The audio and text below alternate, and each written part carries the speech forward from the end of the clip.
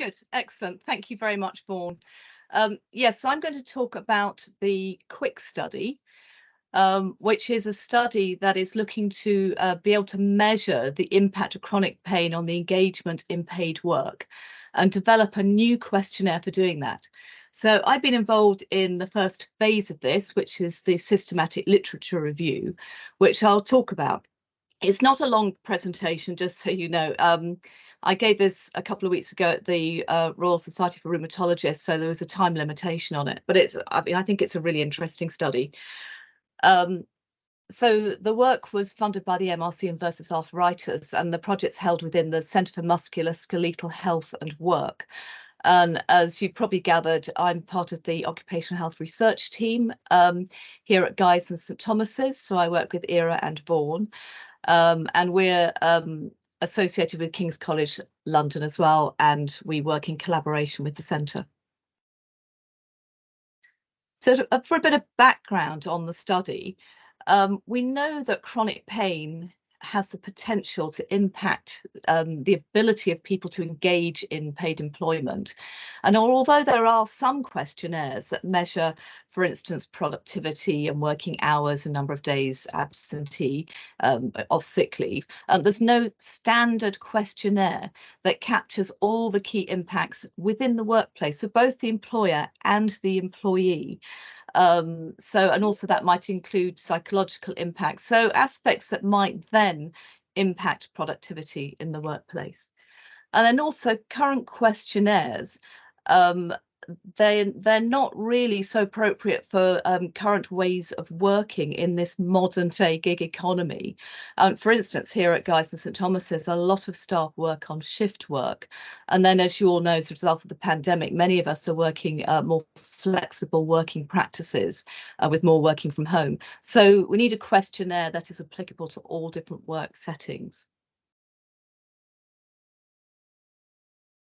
So the overall aim of the Quick study is to explore how chronic pain at work is currently being measured, how it can be improved to understand that, and then to develop a new questionnaire that assesses the key impacts for both the employer and the employee. So just giving you an overview of the whole Quick study, and I'll put my literature review in context of this because it'll just show how it all works together. So it's divided up into these 5 main areas, and my literature review was just at the very beginning stage of this.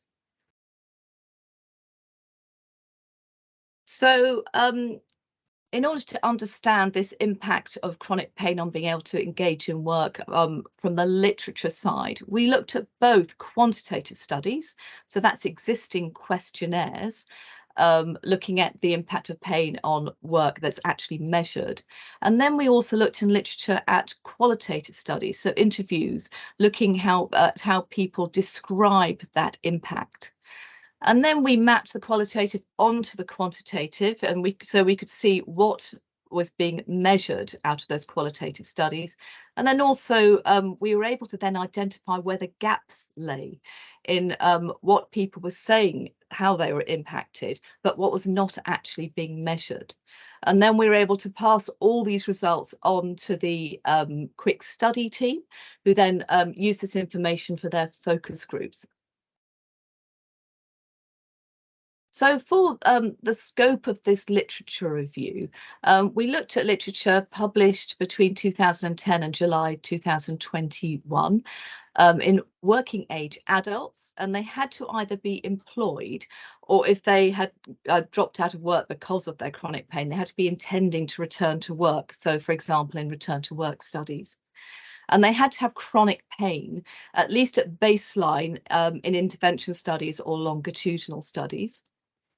And the pain status had to be measured and not inferred by the presence of a known painful condition.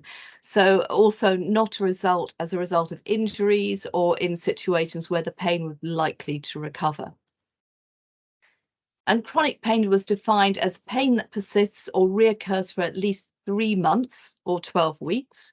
And this is the ICD-11 current definition of chronic pain. So the quantitative studies, they had to focus on that impact between chronic pain and employment. So if there were papers where they just noted work status and that was all, we didn't include those particular studies. And then in the qualitative papers, again, they had to be looking at descriptions of how chronic pain impacts people who are either in employment or want to engage in employment. So it could be retrospective. So we looked across 4 different databases and the usual thing, we looked at systematic reviews and other reference lists, and then we also consulted experts in the field. And as a result of the initial search, after excluding all the records, to our slight horror, we discovered there were over 6,000 references there. At this point, the quick study could have been renamed the not so quick study. However, we had a most amazing study team who then assisted and helped with the screening of many, many papers, not just abstracts, but full text as well, for which I'm extremely grateful. And we ended up with 46 quantitative studies and 16 qualitative studies. And then this is particularly of interest to the rheumatologists at this conference I presented at. The biggest group with pain had musculoskeletal conditions that were painful, and it was 74% in the quantitative studies. And within this group of conditions, the largest group again was chronic lower back pain, which was 40% of those. And then in the qualitative studies, we had 56% had musculoskeletal conditions, and half of those had chronic lower back pain. So the results of both the quant and the qual studies, we were able to divide these up into 5 main themes. So, and there were sub-themes within these themes. So I won't go through them all in minute detail, but first we had changes to work and to working status. So that's like reducing your working hours because you're paid, or having to go full-time to part-time, so your job status changes. And then you've got the productivity changes. So presenteeism, your productivity at work, and then absenteeism or sick leave. And then we've got here aspects of the workplace and work relationships, so really important for this questionnaire. So this was around support from employers and the individual having job control. And then we also had pain and symptoms, the impact of those directly. So we had this in 2 ways. So the pain impacting the ability to work through, for instance, chronic fatigue. And then the other way round, so instances where work can aggravate the pain. And then we had a lot of sub-themes around psychological factors, again, very important. And there were the more negative barriers, so emotional exhaustion, cognitive difficulties, and fear avoidance. But there are also some positive ones, for instance, having self-efficacy and having a positive attitude towards work. And then finally, there were factors outside the actual workplace environment, which could support that engagement in work. So, for instance, support from friends and family, and also healthcare services. And then other agencies who might liaise directly with the employer, just helping that adjustments to work and helping with return to work. So then across all these themes and sub-themes, if we look just at the sub-themes that we found in the quantitative studies, it was quite interesting that it was very obvious that there was a high focus on these impacts related to the quantity and quality of work. So this is around productivity. So measuring, for instance, reduction in at work productivity or presenteeism, and then measuring the number of sick days or absenteeism, and then the percentage reduction in workability. So it's factors like that, and factors that can then be linked into economic impacts of work. Whereas at the other extreme, there was hardly anything on self-efficacy and this aspect of support and having job control. So then if we look at these exact same sub-themes that we could map our qualitative studies onto, we saw a completely different distribution. So much less on productivity, and this was more about the impact of chronic pain on someone's ability to engage in work and what happens to them. So for instance, changes in employment, so having to adjust your job, for instance, reduce your working hours, or having to change your job, or even losing your job, that was what was important to participants. And then you've also got these aspects of having self-efficacy and the support from your employer and your colleagues. So with self-efficacy, it's in relation to an individual with chronic pain, having that ability to say, okay, I'm in chronic pain. I know what I need to do in order to engage in work, and then having the support from the employer to implement those changes and actually engage in work. So basically having some job control and support from your employer. So then finally, we look at the areas that are not being measured. So the ones that came up in these quali studies that were unique. There were a lot of unique codes to that list on the right-hand side, but there were also some completely unique sub-themes. For instance, on the left-hand side, the top 3 and the bottom 1 are completely new sub-themes. And again, I won't go through all of these in absolute detail, but you can see there's more of a focus on those psychological factors, the benefits and the facilitators of engaging in employment. I'm just going to talk you through the last 3, and I'll explain in a couple of slides why.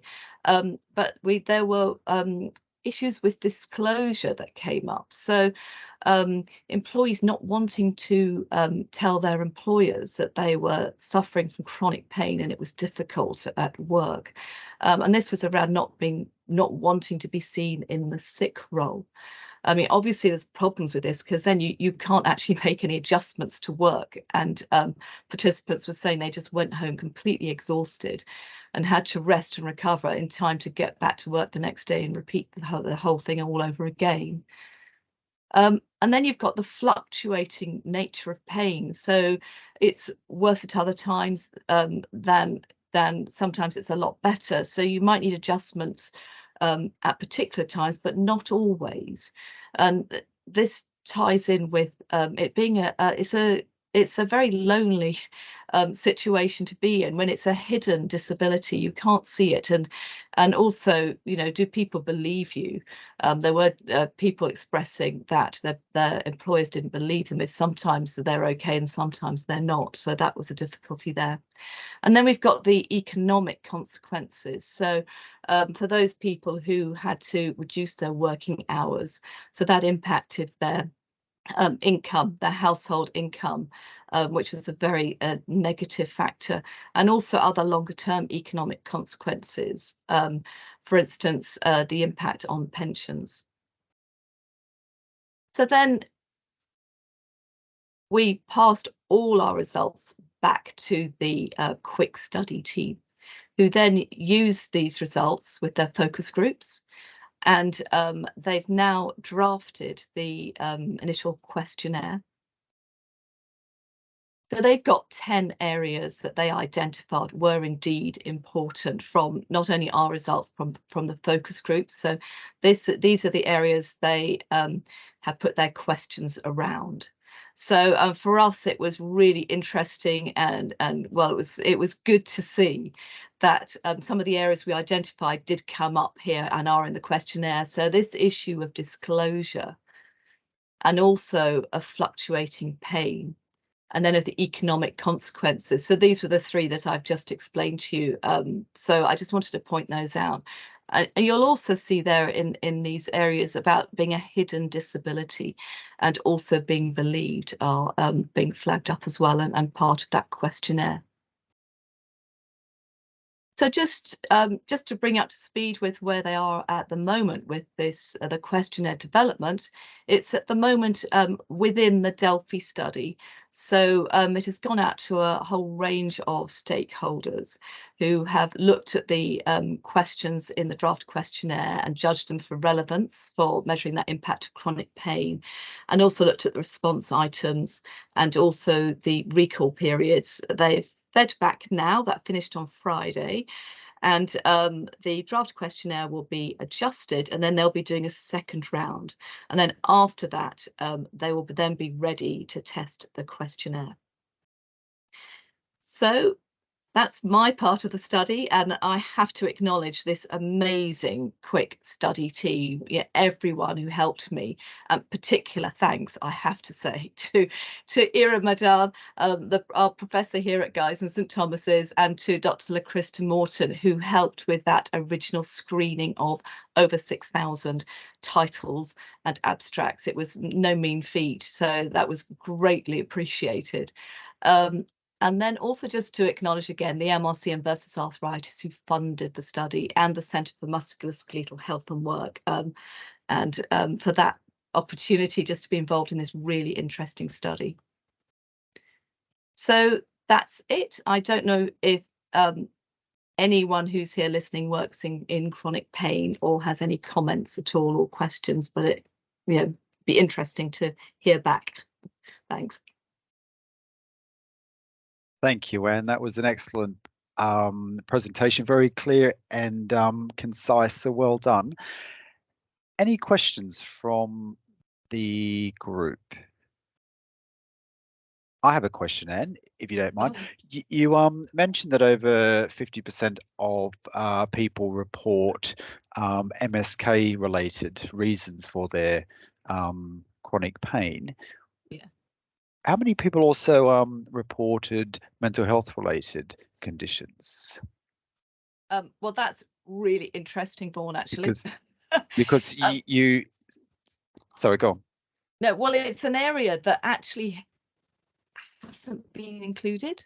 And I think it's really important, actually, when we come to interventions, to actually include some mental health conditions. So it wasn't something we were screening for. And obviously it was an extensive process, yeah. But we were not measuring mental health conditions. But I'm very aware, and this did, come up in conversations at the rheumatology conference on the prevalence of mental health difficulties linked to having chronic pain. Yeah, because your qualitative studies pointed to a range of different emotional and psychological responses in terms of managing pain and the impact on work and so on and so forth. Yeah. Catherine. Morning. Welcome. Good morning. Thank you. Just a quick question about your inclusion criteria. I'm a clinician. I come from a physiotherapy background, and I see a lot of people with pain conditions, but a lot of those are not actually diagnosed or don't actually have some kind of formal diagnosis alongside them. Am I correct that you've excluded those, or did I catch on to that incorrectly? Yeah, that's absolutely right. They had to have a pain measure saying, and also confirmation that they had had that pain for more than 3 months. So that was absolutely key. Yeah. As you know, pain can come and go, and somebody might have chronic pain for 6 weeks and then it's gone. But this was long term, just because we're looking at the impact on employment, and that is long term. So. Yeah. I guess my comment is around the idea that I see a lot of people with very long-term chronic pain conditions that will never get a diagnosis. Yeah. But, I understand the intricacies and difficulties with that. Yeah, well, I mean, hopefully what will come out of having this questionnaire is that it can be promoted, the importance of having a diagnosis of chronic pain, because I mean that's stage 1, isn't it? In getting it recognised by your employer. Yeah, I mean, even if the condition itself is that the condition is some kind of functional pain condition that may never get a diagnosis, that in itself might be quite useful. Yes. Because a lot of people seek a diagnosis and they don't get one because they're perhaps looking for something that is very defined, and often that just will not be the case. I know, and it did come up in the quali studies about people talking about, I'm just at the end of the road, because they hadn't had a diagnosis. And most of those had dropped out of work completely. But yeah. Thank you. Okay. Thanks, Catherine. Any other questions? No. Okay, well, And thank you very much once again for your presentation this afternoon. And thank you everyone for making the time to link in with this month's session. Just to give you a heads up on next month, Joe Yarker, who is our colleague from Birkbeck here in London, will be giving a presentation looking at the development of an integrated model of sustainable return to work following mental health related sickness absence. It's a project that her and her team have been leading on at Birkbeck. So I hope many, if not all of you, are able to join us next month. That will be on the 29th of June for your diaries. All right, thank you everyone. Thank you. Thank you.